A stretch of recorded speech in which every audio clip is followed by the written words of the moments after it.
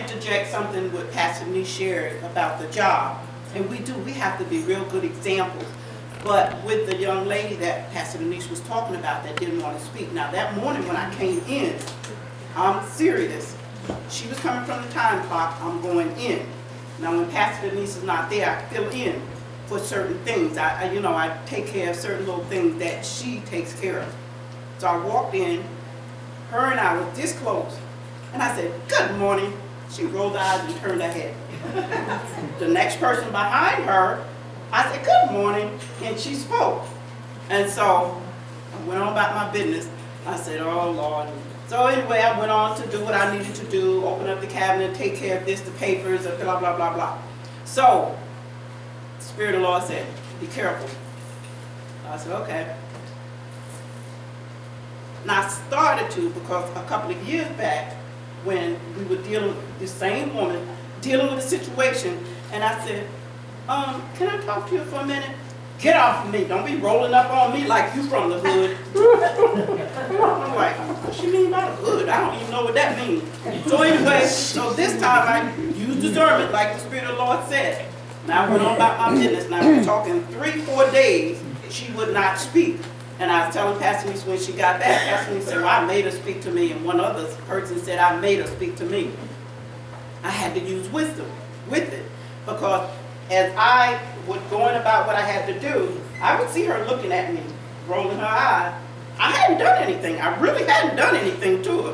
You're talking coming from the weekend, so I don't know what happened. We were speaking on Friday, so I don't know what happened. Anyway, I'm going about my business and this, that, and other. So I think it was by Thursday or Friday, I noticed she kind of eyed me.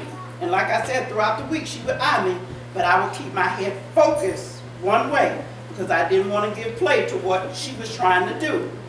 So anyway, by that Friday, the students are sitting in the lunchroom, and I'm talking to one of the students. She told me she wasn't feeling good. I'm going fast. She wasn't feeling good. I said, "Okay, baby, eat some of your lunch, then go to the nurse."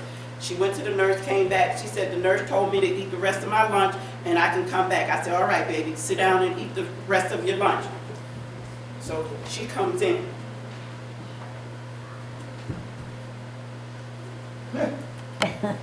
Now, I'm at the side of my eye, I could see either she was going to say something or had to tell me something, but I was going to allow her to come to me. So finally, she stopped, and I could see it sound like she said, "I may as well talk to her." And she said, "This little girl, she needed to go to the nurse. Her ear was bothering her." I said, "Yes, I know." I said, "I sent her to the nurse, and so she has to go back when she gets through eating." She says, "Oh, okay then. All right then, as long as you did and everything." So after that, she started talking to me the rest of the day, like nothing had ever happened. So you got to use wisdom and discernment to deal with each situation. I can't deal with the situation the way someone else can, because we don't know what's going to happen. Pastor Denise has to, like she said, she has to, because she's the team leader. So she has to give out information about this, that, and the other, or call somebody to the office and tell them this, that, and the other. That's not to say that I don't have to, but I have to also, as well as everybody else, have to use wisdom how to deal with every situation. Because like I said a couple of years back, and I wanted to talk to a calmly, don't be rolling up on me like you come from the hood. I don't even know what you mean by coming from the hood. I'm not from the hood. So, but anyway, like I said, I had to be really careful and discern. And so she understood, but you can see by Wednesday, she wanted to talk, but I wasn't sure how she was going to come at me. So I just said, "Okay, I'll just, whatever. Excuse me, thank you, excuse me," and went on about my business. But the point is that always walking upright, because you got people on the job will throw it at you in a minute. I thought you were, and she's one of those that will do it in a heartbeat. But I thank God for the Holy Ghost, because several years ago,